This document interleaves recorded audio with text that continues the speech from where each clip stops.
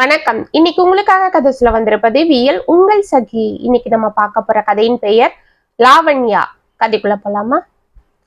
Alarm கிர்ரென அடிக்க கண்களை கசக்கி கொண்டு எழுந்த லாவண்யா எதிரே இருந்த சாமி படத்தை பார்த்து வணங்கிவிட்டு ஜன்னல் வழியே வெளியே பார்த்தாள்.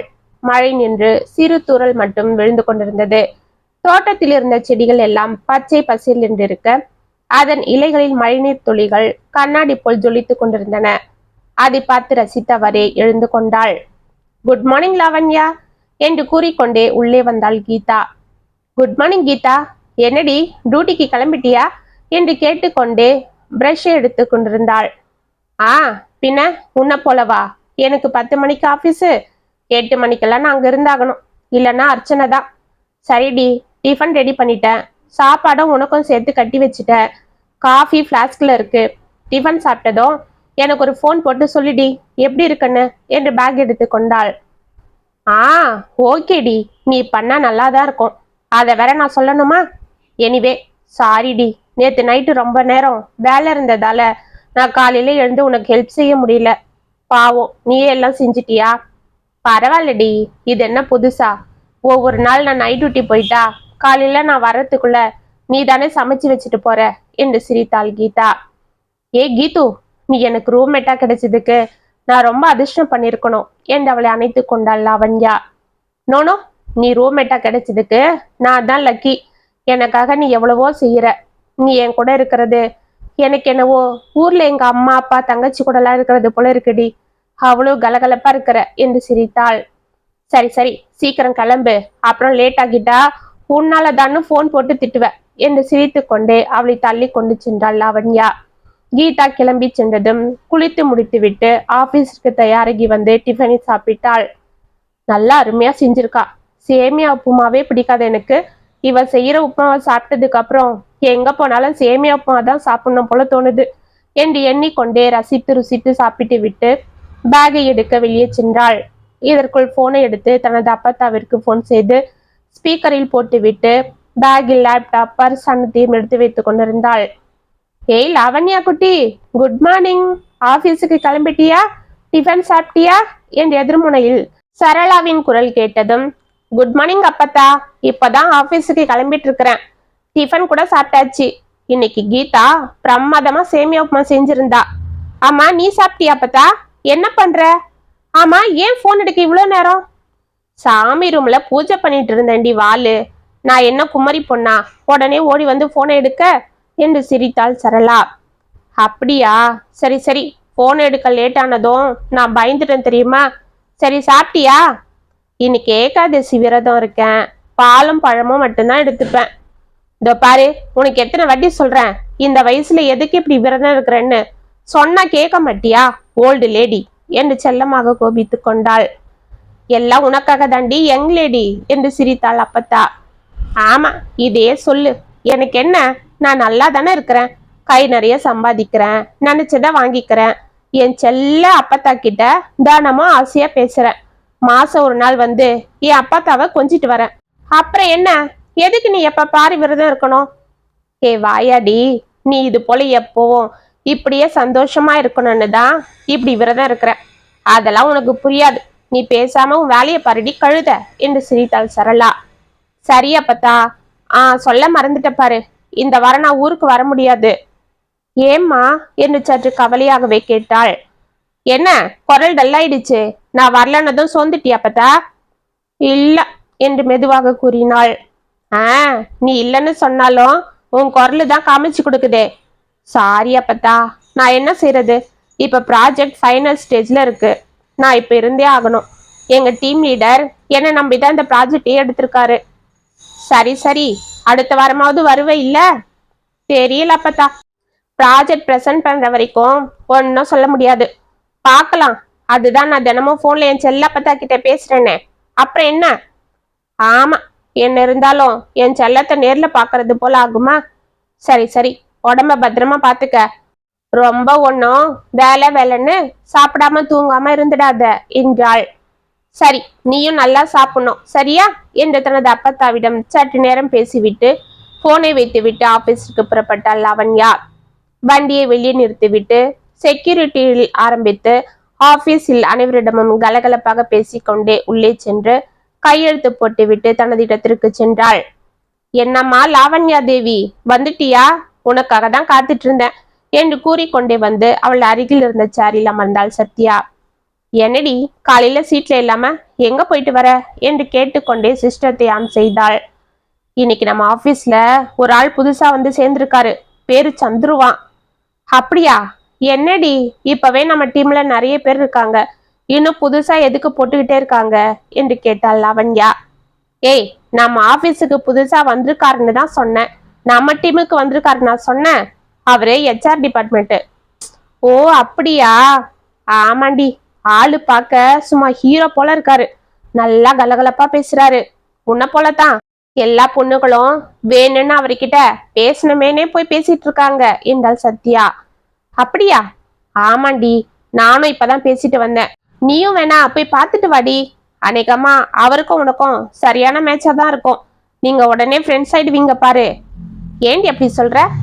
ஆமாண்டி, அவரும் உன்ன போலதான் நல்ல ஃப்ரெண்ட்லியா எல்லார்கிட்டயும் பேசுறதும் எல்லாருக்கும் முகம் சுளிக்காம பதில் சொல்றதும் ஹெல்ப் பண்றதும்னு இருக்காரு. அப்படியா? சரி பார்க்கலாம், எனக்கு இப்ப வேலை இருக்கு என்று திரும்பி சிஸ்டத்தில் பென்டிரைவை பொருத்தினாள். மதியம் அனைவருடனும் அரட்டை அடித்துக் கொண்டே சாப்பிட்டு முடித்த லாவண்யா டிஃபன் பாக்ஸ் எலம்ப அதை எடுத்துக்கொண்டு எழுந்தாள். அவள் திரும்பிய வேகத்தில் யார் மீதோ மோதிக்கொள்ள பட்டன நிமிர்ந்து பார்த்தாள். 6 அடி உயரத்தில் நல்ல வாட்டசாட்டமான தேகமும் படர்ந்த முகமும் கொண்ட ஒரு இளைஞன் நின்றிருக்க, அவனது சட்டையில் டிஃபன் பாக்ஸில் இருந்த சாம்பார் கரை லேசாக ஒட்டி கொண்டிருந்தது. அதை பார்த்த Lavanya, oh my god, sorry mister என்று கூறிக்கொண்டே அவனது ID கார்டை பார்த்தாள். என் பேரு சந்துரு என்றான். அவன் முகத்தில் கோபத்திற்கு பதில் புன்னகை அரும்பிக் கொண்டிருந்தது. அவனை ஆச்சரியமாக பார்த்த லாவண்யா, ஓ நீங்க தான் சந்துருவா? நீங்க புதுசா வந்து ஜாயின் பண்ணி இருக்கிறதா எல்லாரும் சொன்னாங்க.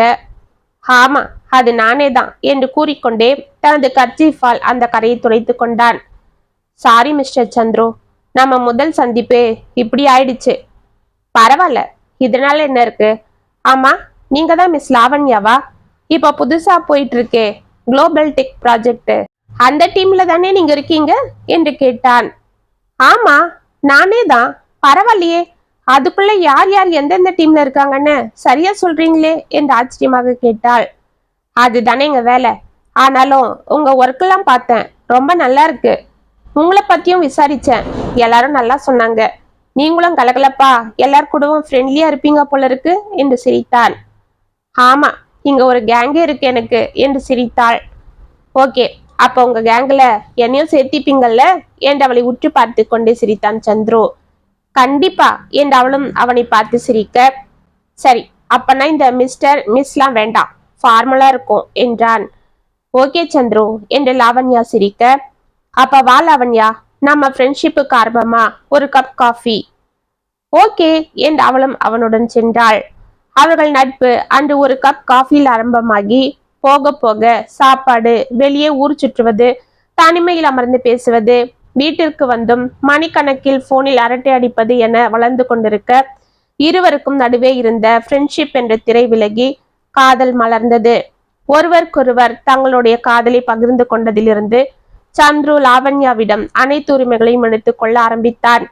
அவனை தவிர வேற்று ஆண் நண்பர்களிடம் அவள் அவ்வளவாக சிரித்து பேசக்கூடாது என்றும், மற்ற யாருடனுமே கூட அவள் அதிக நேரம் பேசக்கூடாது என்றும், அப்படி அவள் பேசினால் அன்று முழுவதும் அவளுடன் சரியாக பேசாமல் வேண்டுமென்றே முகத்தை திருப்பி கொண்டு போவதும், போனை எடுக்காமல் இருப்பதும் என அவன் செய்ய ஆரம்பித்தான்.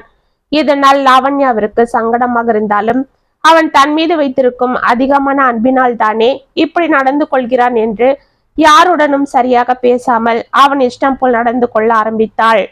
இதனால் அவளது தோழிகளும் டீமில் இருக்கும் மற்ற நண்பர்களும் அவள் மீது சற்று கோபமானார்கள். ஏய் என்னடி இப்பெல்லாம் நம்ம லாவண்யா யார்கிட்டயும் சரியா பேச மாட்டேன்றா? குரூப் டிஸ்கஷனுக்கு வந்தாலும் அமைதியா இருக்கிறா, ஏண்டி இப்படி பண்றா என்று சலித்து கொண்டாள் பிரியா. ஏய், இப்ப அவ நம்ம லாவண்யா இல்லடி, அந்த சந்துருவோட லாவண்யா. என்னைக்கு அவனோட அவளுக்கு லவ் வந்ததோ அன்னில இருந்து நம்மள மதிக்கிறது கூட இல்ல. சரி, அதுக்காக நாம என்ன செய்யறோம்? அவங்க கூட லவ்வா இருந்தா இருந்துட்டு போகட்டும், அதுக்காக நம்ம கூட பேசக்கூடாதா? அவ மனசுல என்ன நினைப்பு இருக்கோ, ஒருவேளை நம்ம கூட அவ பேசினா அப்புறம் சந்துரு நம்ம கூட பேசுவாருன்னு பயப்படுறாளோ என்னவோ. ஆனாலும் இவ இப்படி இருப்பான்னு நான் நினைச்சு கூட பாக்கலடி. ஆமா ஆமா, இவ கலகலப்பா இருக்கிறத பார்த்துட்டு நான் கூட பரவாயில்ல, இவ நல்ல மாதிரி தானே நினைச்சேன். ஆனாலும் இப்படி சின்ன புத்தியோட இருக்காளே. ஆனா சந்துரு பரவாயில்லடி, நம்ம கிட்ட எல்லாம் நல்லா தான் பேசுறாரு.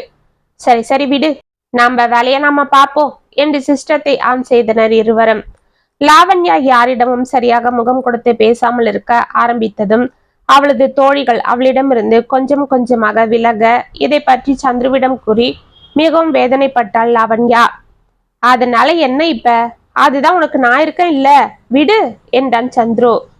அதுக்கு இல்ல சந்துரு, அவங்கெல்லாம் உங்களுக்கு முன்னாடி இருந்தே என்னோட ஃப்ரெண்ட்ஸுங்க. இப்ப நான் அவங்க கூட பழகுனதுல இருந்து அவங்க கிட்ட எல்லாம் சரியா பேசலன்னதும் அவங்க என்ன தப்பா நினைக்கிறாங்க. அதுக்காக என்னை விட அவங்க தான் உனக்கு முக்கியமா பிடிச்சா? இதோ பாரு லாவண்யா, இங்க யார் என்ன நினைச்சாலும் அதை பத்திலாம் எனக்கு கவலை இல்லை. நீ எனக்கு மட்டும்தான் சொந்தமா நான் நினைச்சிட்டு இருக்கிறேன். நீ என்னை விட்டு வேற யாருக்கிடவும் சும்மா நின்று பேசினா கூட என்னால தாங்க முடியாது தெரியுமா? அந்த அளவு மேல நான் பாசமா இருக்கிறேன். இதே உனக்கு புரியவே மாட்டேங்குது என்று கோபத்தோடு எழுந்து சென்றார். அவன் இப்படி உரிமையோடு அவள் மீது கோபித்துக் கொள்வது லாவண்யாவிற்கு ஒரு புறம் பெருமையாக இருந்தாலும் ஒரு புறம் அவனை சங்கடப்படுத்தி விட்டோமே என்று பரிதாபமும் ஏற்பட, ஏ சந்துரு நில்லுங்க என்று அவனை அழைத்து கொண்டு அவன் பின்னால் சென்றாள். இப்படி அவன் காதலை ஒரு நிமிடம் கூட இழக்க விரும்பாத லாவண்யா மனதளவில் அவனுக்கு அடிமையாகவே ஆகிவிட்டாள். அவளது கண்ட்ரோல் முழுவதும் அவளை அறியாமலேயே அவன் கையிலேயே இருந்தது. இவர்களுடன் தான் நீ பேச வேண்டும் என்று, இதுதான் நீ சாப்பிட வேண்டும் என்று அனைத்தையும் அவனை தீர்மானிக்க அவளும் அவன் இஷ்டம் போல் ஆடிக்கொண்டிருந்தாள். அவன் ஒரு நாள் கூட தன்னிடம் பேசாமல் இருந்தால் ஏதோ பைத்தியம் பிடித்தவள் போல் ஆகிவிடுவாள். இப்படியே நாட்கள் உருண்டோட வர வர லாவண்யா எப்பொழுதும் அவனை பற்றிய நினைத்து கொண்டு பைத்தியம் பிடித்தவள் போல் ஆகிவிட்டாள். மாதம் ஒரு முறை தனது அப்பத்தாவை பார்க்க செல்ல கூட அவளுக்கு அனுமதி தராமல் வைத்திருந்தான் சந்துரு. வீட்டிலும் கீதாவிடம் கூட அவள் அவ்வளவாக பேசாமல் போனில் சந்துருவிடமே பேசிக் கொண்டிருக்க ஆரம்பித்தாள். லேப்டாப்பில் பணி செய்யும் பொழுதும் சமைக்கும் பொழுதும் ஹெட்போனை மாட்டிக்கொண்டு அவனிடம் பேசிக் கொண்டிருக்க கீதாவும் எதிர்பார்த்து பார்த்து கடைசியாக அவளிடம் பேசாமல் தனது வேலைகளை பார்த்து கொண்டு செல்ல ஆரம்பித்து விட்டாள். தன்னை அறியாமலேயே அவளது அன்பு என்னும் சிறையில் அவளது சர்வ சுதந்திரத்தையும் இழந்து கைதியாகினாள். அன்று மாலை லாவண்யா ஆபீஸில் இருந்து வர தனது பெட்டி சாமான்களை எல்லாம் எடுத்து பேக் செய்து கொண்டு தயாராக இருந்த கீதாவை பார்த்து அதிர்ந்து போனாள். கீதா, என்னடி இது, ஊருக்கு எங்கேயாவது போறியா? அப்படின்னா எதுக்கு உன் சாமான் எல்லாத்தையும் எடுத்துட்டு பேக் பண்ணி வச்சிருக்கிற என்று கேட்டுக்கொண்டு அவள் அருகில் வந்தாள். எனக்கு இன்னும் ஒரு மாசத்துல கல்யாணடி, நான் ரூமை காலி பண்றேன், இந்த பத்திரிக்கை என்று கையில் இருந்த பத்திரிகையை நீட்டினாள். ஏய், என்னடி திடுதிடுப்புன்னு, சொல்லாம கொள்ளாம என்று அந்த பத்திரிகையை வாங்கி கொண்டே அதிர்ந்து கேட்டாள் லாவண்யா. என்னது சொல்லாம கொள்ளாமலா? ஒரு மாசமா நானும் உன்கிட்ட இதை பத்தி பேச ட்ரை பண்ணிக்கிட்டே இருக்கிறேன்.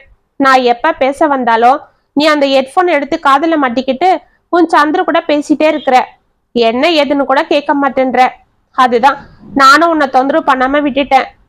சாரிடி, அது சரி சரி, எனக்கு புரியுது. எனிவே, உன் சந்துரு சம்மதம் கொடுக்கலன்னு என் கல்யாணத்துக்கு வராம மட்டும் இருந்துடாதடி என்று சிரித்தாள். சே, அப்படிலாம் இல்லடி. ஆனாலும் நீ இப்படி திடுதிடுப்புன்னு போறத நினைச்சா எனக்கு கஷ்டமா இருக்கு. நான் உன்னை ரொம்ப மிஸ் பண்ணுவேண்டி. ஆனாலும் நீ என்கிட்ட சொல்ல வந்தத நான் கேட்காம இருந்துட்டேன் பாரு. சரியான முட்டாள்டினா. சரி, இப்ப சொல்லு, மாப்பிள்ளை எந்த ஊரு, எங்க கல்யாணம், அவர் என்ன பண்றாரு? ஏய் இரு இரு, எல்லாம் நானே சொல்றேன். மாப்பிள்ளை வீடு கோயம்புத்தூர்ல. அங்க ஒரு பெரிய கம்பெனில அவர் மேனேஜரா வேலை பார்க்குறாரு. எனக்கும் அங்கேயே வேலைக்கு ஏற்பாடு பண்ணிட்டாரு. கல்யாணம் ஆகி ஒரு மாசத்துக்கு அப்புறம் நானும் அங்க போய் ஜாயின் பண்ணிடுவேன். அதுக்கு தான் இங்க வேலையை ரிசைன் பண்ணிட்டேன். அம்மா இப்பவே ஊருக்கு கிளம்பி வர சொல்லிட்டாங்க. கல்யாண வேலைலாம் இருக்கு. நீ வந்துதான் புடவை எடுக்கணும், நகை எடுக்கணும்னு சொல்லிட்டாங்க. அதுதான் போயிட்டு இருக்கிறேன். நீ வந்தா பத்திரிக்கை கொடுத்துட்டு போலான்னு வெயிட் பண்ணிட்டு இருந்தேன்டி. கல்யாணத்துக்கு அவசியம் வந்துடு, சரியா? கண்டிப்பா வரேன்டி என்று கண்ணீரோடு அவளை அணைத்து கொண்டாள். கீதாவும் அவளிடமிருந்து கண்ணீரோடு விடை பெற்று கொண்டு கிளம்ப ஆட்டோ புறப்படும் கடைசி நேரம் வரை அவளை திருமணத்திற்கு வந்துவிட வேண்டும் என்று கூறிக்கொண்டே சென்றாள். என்ன லாவண்யா, கோயம்புத்தூர்ல கல்யாணம், 2 நாள் அங்க போய் இருக்க போறேன்னு சொல்ற. அங்க உனக்கு கீதாவை விட்டா யாரு தெரியும்? அவ கல்யாண பிஸியில இருப்பா, நீ தனியா என்ன பண்ணுவ? அதெல்லாம் வேண்டாம் என்றான் சந்துரு. அப்பனா நீங்களும் வாங்க என்றாள் லாவண்யா.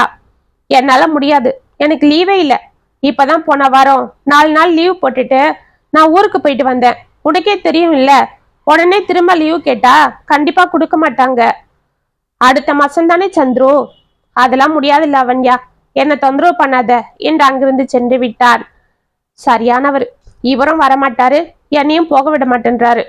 ஏற்கனவே இவரால தான் நான் கீதா கிட்ட அவ கல்யாண ஏற்பாடானப்ப கூட என்ன ஏதுன்னு விசாரிக்காம இருந்துட்டேன். இப்ப கல்யாணத்துக்கும் போகலன்னா அவ என்ன தப்பா நினைச்சுப்பா. எனக்காக அவ எவ்வளவோ செஞ்சிருக்கிறா. இந்த வாட்டி இவர் பேச்ச கேட்கவே கூடாது, பேசாம போயிட்டு வந்துட வேண்டியதுதான் என்று மனதில் தீர்மானித்து கொண்டாள். அதே போல் அவள் சந்துருவிடம் கூறாமல் திருமணத்திற்கு சென்று விட்டு வர, அன்றிலிருந்து சந்துரு அவளிடம் சரியாக பேசாமல் முகத்தை திருப்பிக் கொண்டு போவதும் வருவதும் என இருந்தான்.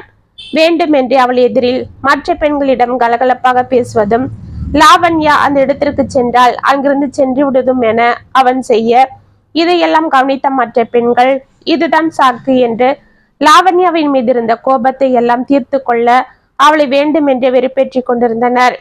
இப்படியே நாட்கள் சென்று கொண்டிருக்க, சந்துரு போக போக லாவண்யாவிடம் சுத்தமாக பேசுவதையே நிறுத்தி கொண்டான்.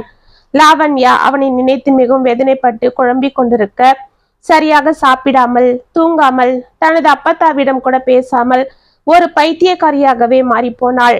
சரியாக வேலையில் கவனம் இல்லாமல் டீம் மேனேஜர் அழைத்து 2 முறை அவளை எச்சரித்து அனுப்ப, அப்பொழுதும் அவளால் பணியில் கவனம் செலுத்த முடியாமல் அவதிப்பட்டு கொண்டிருந்தாள். ஆனால் சந்துரு இதை ஒன்றும் கவனித்துக் கொள்ளாமல் புதிதாக வந்து சேர்ந்த சுமதி என்ற பெண்ணிடம் நெருக்கமாக பழகி கொண்டிருந்தான்.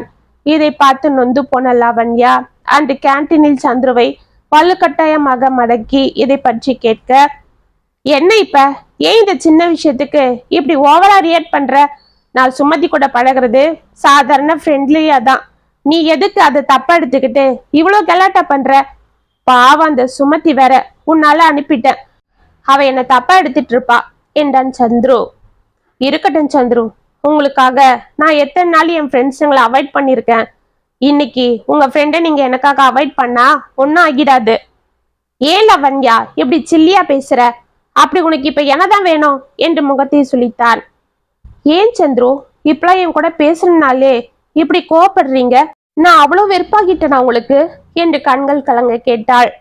ஆமா, உடனே அழுதுடு, இதுக்குதான் நான் உன்கிட்ட பேசுறதே இல்லை. நீயும் படிச்ச பொண்ணு தானே, இப்படி ஆபீஸ்ல கூட வேலை பார்க்குற பொண்ணு கூட பேசினா அது ஒரு தப்பா? இதே எத்தனை வாட்டி என்கிட்ட கேட்டுட்டு இருப்ப. எப்ப பாரு நோயின்னு போன் வேற போட்டுக்கிட்டு என் உயிரை வாங்குற என்று சலித்து கொண்டான். அவனை அதிர்ந்து பார்த்து கொண்டே, ஓ அப்ப நான் இப்ப உங்களுக்கு தொல்லையாகிட்டேனா? நான் ஒரு நாள் கூட பேசாம இருந்தா எனக்கு அந்த நாளே போகல. எனக்கு பைத்தியம் பிடிக்கிறது போல இருக்கு. உனக்கு என்ன ஆச்சோ ஏதாச்சோன்னு தவிச்சிறன்னு சொன்னதெல்லாம் வெறும் பொய்யா? ஆமா, ஏதோ அப்ப ஆரம்பத்துல அப்படிலாம் இருந்ததுன்னு சொன்னேன், அதுக்காக அப்படியேவா இருக்க முடியும்? அப்ப நான் மட்டும் அப்படி இருக்கனே. நீங்க ஒரு நாள் என்கிட்ட பேசலன்னாலும் பைத்தியக்காரி போல அழியறனே, உங்களையும் நினைச்சு உருகி போறனே. நீங்க வேற யார் கூடயாவது பேசினா துடிச்சு போறனே. அது ஊ மிஸ்டேக், அதுக்கு நான் என்ன செய்யறது? சரி லாவண்யா, சும்மா பேசிட்டு இருக்காத, போய் உன் வேலையை பாரு என்று அவன் கூறிக்கொண்டிருக்க, சுமத்தியிடமிருந்து அவனுக்கு போன் வந்தது. அதை பார்த்து அவன் முகம் மலர, சுமதி என்னம்மா? அதுவா? அதெல்லாம் ஒண்ணு இல்ல, ஏதோ சின்ன டவுட்னு பேசணும்னு சொன்னா, அவ்வளவுதான். அவ அப்பவே போயிட்டா. சரி அதை விடு, இப்ப நீ எங்க இருக்கிற? அப்படியா, சரி சரி ஓகே, ஈவினிங் தானே, போலாம். உன்னை விட எனக்கு வேற என்ன முக்கியமான வேலை இருக்கு, நான் வரமா என்று பேசிக்கொண்டே அவன் சென்று விட, லாவண்யா தலையில் பேரிடி விழுந்தது போல் ஆனது. அவள் அதிர்ந்து அப்படியே சிலை போல் நின்றுவிட, மேடம் மேடம் என்ற ஆபீஸ் பாயின் குரலை கேட்டு பட்டண சுய நினைவுக்கு வந்தாள். மேடம், உங்களை ப்ராஜெக்ட் மேனேஜர் அருண் சார் கூப்பிட்டாரு என்று அவன் அழைத்து விட்டு செல்ல, லாவண்யா கண்களை துடைத்து கொண்டு எழுந்து சென்றாள். சார், என்ன சார் திடுதிடுப்புன்னு இப்படி சொன்னா எப்படி? என் மேல என்ன தப்பு இருக்குன்னு இப்படி என்னை வேலையை விட்டு எடுத்துட்டீங்கன்னு நான் தெரிஞ்சுக்கலாமா என்று குரல் கம்ம கேட்டாள். அதை நான் வேற சொல்லணுமா லாவண்யா? இந்த ப்ராஜெக்ட் ஆரம்பிச்ச புதுசுல நீங்க தான் ரொம்ப இன்ட்ரெஸ்டா எல்லாம் பண்ணிட்டு இருந்தீங்க. நானும் பரவாயில்ல இந்த ப்ராஜெக்டை நீங்க சக்சஸ்ஃபுல்லா பண்ணிட்டா உங்களையே அடுத்த ப்ராஜெக்ட்டுக்கு டீம் லீடரா போடலான்னு நினைச்சிட்டு இருந்தேன். ஆனா என்ன ஆச்சுன்னு தெரியல. திடீர்னு உங்க ஒர்க் எல்லாமே ரொம்ப ஸ்லோவா போயிட்டு இருக்கு. ஒரே மிஸ்டேக் வர. உங்களை பத்தி உங்க டீம் ஆளுங்களே ஒரே கம்ப்ளைண்ட் பண்றாங்க. உங்க டீம் லீடரே உங்க வேலையில திருப்தி இல்ல, உங்களை டீமை விட்டு எடுக்க சொல்லி கேட்டுட்டே இருந்தாரு. நான் தான் அவங்களுக்கு சான்ஸ் கொடுப்போம் இருங்கன்னு உங்களை கூப்பிட்டு வார்ன் பண்ணிட்டே இருந்தேன். ஆனா நீங்க கேக்குறதா இல்ல. உங்க கான்சன்ட்ரேஷன் ஒர்க்ல இல்லன்னு நல்லா தெரிஞ்சு பிடிச்சு. அதுவும் இல்லாம 2-3 ப்ராஜெக்டும் சொதப்பிட்டதால நம்ம கம்பெனில பினான்சியல் பொசிஷனும் சரியில்லை. எம்டி இவ்வளவு ஆளுங்க தேவையில்லை, முடிஞ்ச அளவு ஆளுங்களை குறைச்சிட சொல்லிட்டாரு. நாங்க எல்லாருடைய பர்ஃபார்மன்ஸை வச்சு பார்த்ததுல உங்களோட வேலையும் ஒன்றும் சரியில்லாததால நாங்க உங்களையும் அந்த லிஸ்ட்ல சேர்க்க வேண்டியதாயிடுச்சு. சாரி லாவண்யா என்று கூறிவிட்டு தனது வேலையை பார்க்க ஆரம்பித்தான் அருண். ஒரே நாளில் அவள் அனைத்தையும் தொலைத்தது போல் ஆகினாள். இதயம் முழுவதும் கனத்தோடு அவள் வெளியே வர சந்துரு சுமத்தியோடு வண்டியில் சிரித்து கொண்டே செல்வதை பார்த்து கொண்டு அதிர்ந்து போனாள். வீட்டிற்கு செல்ல விருப்பம் இல்லாமல் அவள் பீச்சுக்கு சென்று அமர்ந்திருக்க அங்கே நடக்கும் எந்த காட்சியும் அவள் மனதில் பதியவில்லை. எந்த இரைச்சலும் அவள் காதில் ஏறவில்லை. அந்த கடல்லையே விரிக்க பார்த்து கொண்டு வெகு நேரம் அமர்ந்திருந்தாள். இந்த உலகத்தில் அனைத்தும் அவளது கையை விட்டு போனது போல் ஆகிவிட தான் மட்டும் இந்த உலகத்தில் தனியாகிவிட்டதாக தோன்றியது. அழக்கூட தோன்றாமல் அவள் அப்படியே உறைந்து போயிருக்க சில்லன் அவள் மீது தூறல் பட்டதும் சுய நினைவுக்கு வந்தாள். சுற்றிலும் யாரும் இல்லாமல் தான் மட்டும் ஒரு கட்டுமரத்தில் அமர்ந்திருக்க அங்கொருவர் இங்கொருவருமாக மழைக்காக ஓடிக்கொண்டிருந்தனர். லாவண்யாவும் எழுந்து வீட்டிற்கு வந்தாள். கீதா இல்லாத அந்த வீட்டில் அவளை தனிமை மேலும் பாதிக்க அவள் இருக்கும் மனநிலைமைக்கு அவள் சாய்ந்த அழக்கூட தோல் இல்லாமல் அப்படியே அமர்ந்து போனாள். எத்தனை நாட்கள், எத்தனை யுகங்கள் இப்படி அவள் அமர்ந்திருந்தாள் என்று அவளுக்கே தெரியவில்லை. அன்று மெதுவாக கண்களை திறந்த லாவண்யா எதிரே தனது அப்பத்தாவை பார்த்ததும் கண்களை நன்கு விரித்தாள்.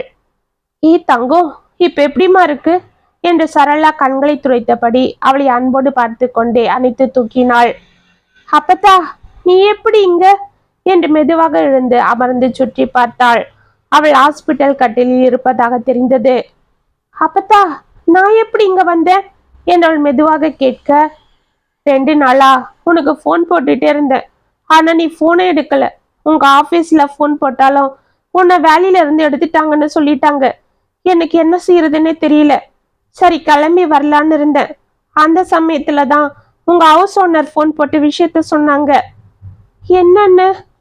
2 நாளா நீ கதவை திறக்காம வெளியில வராம இருக்கவே அவங்களுக்கு சந்தேகம் வந்து பார்த்துருக்காங்க. கதவை கூட தாப்பா போடாம நீ அப்படியே படுத்திருந்திருக்க. சந்தேகம் வந்து அவங்க உன்னை எழுப்பியிருக்காங்க. அப்பதான் நீ மயக்கத்துல இருக்கன்னு தெரிஞ்சிருக்கு. உடனே ஆம்புலன்ஸை வர வச்சு அவங்க தான் உன்னை ஆஸ்பத்திரியில சேர்த்துட்டு எனக்கும் தகவல் சொன்னாங்க. நான் உடனே ஓடி வந்துட்டேன். ஆமா, என்னடி ராசாத்தி, டாக்டர் உனக்கு ஏதோ மன அழுத்தம் அதிகமா இருக்குன்னு சொல்றாரு. அப்படி என்னடி ராசாத்தி, என்னாச்சு உனக்கு என்று பதட்டமாக கேட்டாள். அப்பத்தா என்று அவளை அணைத்து கொண்டு ஓவன கண்ணீர் வடித்தாள் லாவண்யா. சற்று நேரம் அமைதியாக அவளை அழவிட்ட சரளா பிறகு அவளை மெதுவாக சமாதானம் செய்து விசாரிக்க அனைத்தையும் கூறி கதறினாள். அப்பத்தா, அந்த சந்துருக்காக நான் எல்லாத்தையும் தொலைச்சிட்டேன். என்னோட வேலை, என் தோழிங்க, என்னோட சந்தோஷம் எல்லாத்தையும் விட்டு கொடுத்துட்டு ஒரு பைத்தியக்காரி போல அவனுக்கு என்ன அடிமையாக்கிக்கிட்டேன். ஆனா அவன் என்ன ஒரே நிமிஷத்துல குப்பைய போல தூக்கி எறிஞ்சிட்டு போயிட்டான். அப்பத்தா, இதுக்கும் மேல எனக்கு இந்த உலகத்துல வாழவே பிடிக்கல. என்னை ஏன் காப்பாத்தன அப்பத்தா? அப்படியே சாக விட வேண்டியது தானே. எனக்கு இப்ப எதுவும் இல்லை.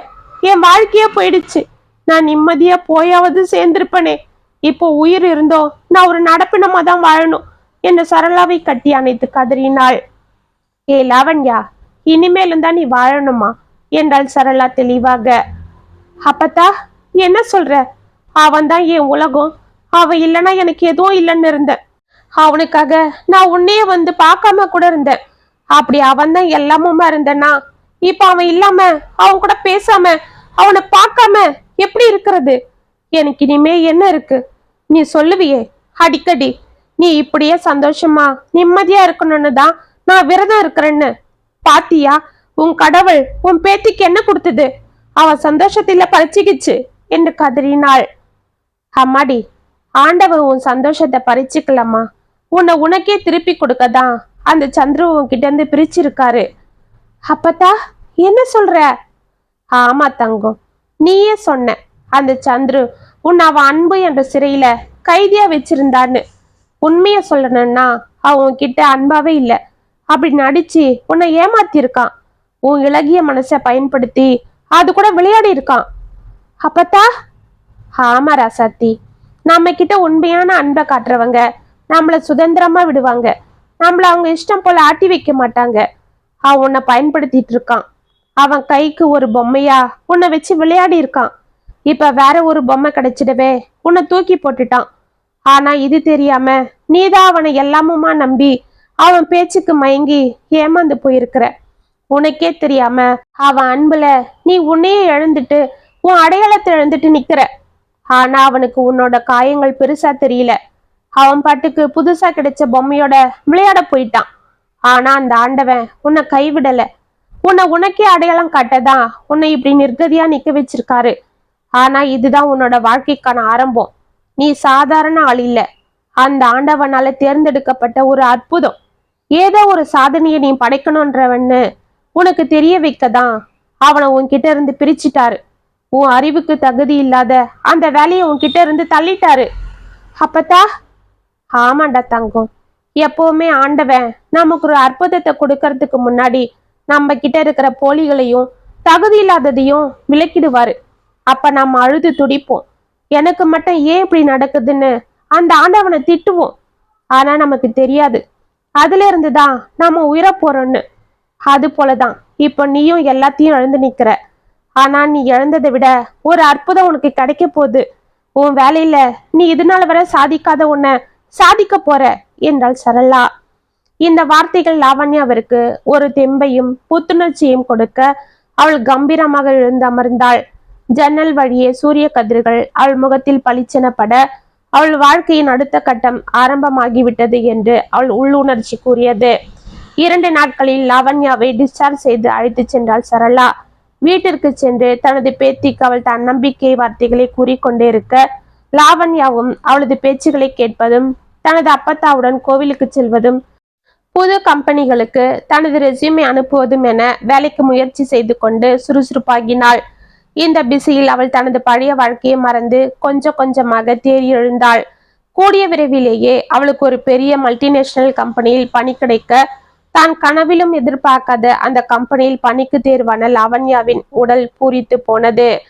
ஆண்டிலிருந்து தனது பணியில் முழு கவனத்தையும் உழைப்பையும் செலுத்தி முன்னேறி கொண்டிருந்த லாவண்யா ஒரே வருடத்தில் அனைவரிடமும் பாராட்டுகள் பெற்று டீம் லீடராகவும் தேர்வானாள்.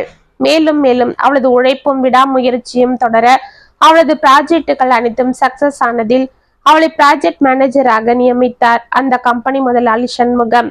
இந்த சந்தோஷ செய்தியை தனது அப்பாத்தாவிடம் கூறிய லாவண்யா அன்று தனக்கு ஆபீஸில் பாராட்டி விருது கொடுப்பதாக அவளை அழைத்து செல்ல, அந்த விழா முடிந்ததும் சண்முகம் தனது ஒரே மகனுக்கு லாவண்யாவை சரளாவிடம் பெண் கேட்டார். சரளாவிற்கு சந்தோஷம் தாழாமல் சம்மதம் தெரிவிக்க, லாவண்யாவும் தனது அப்பத்தாவின் வாக்கிற்கு கட்டுப்பட்டாள். தனது உழைப்பால் அந்த கம்பெனியையே முன்னுக்கு கொண்டு வந்த தனது மருமகளிடமே மொத்த பொறுப்பையும் ஒப்படைத்து விட்டார் சண்முகம். அன்று ஆபீஸில் இன்டர்வியூ நடந்து கொண்டிருக்க, இன்டர்வியூக்கு வந்திருந்த சுமதியை ரிசப்ஷனிஸ்ட் மேடம் அழைப்பதாக கூறி உள்ளே அனுப்ப, சுமதி எழுந்து மெதுவாக உள்ளே சென்றாள்.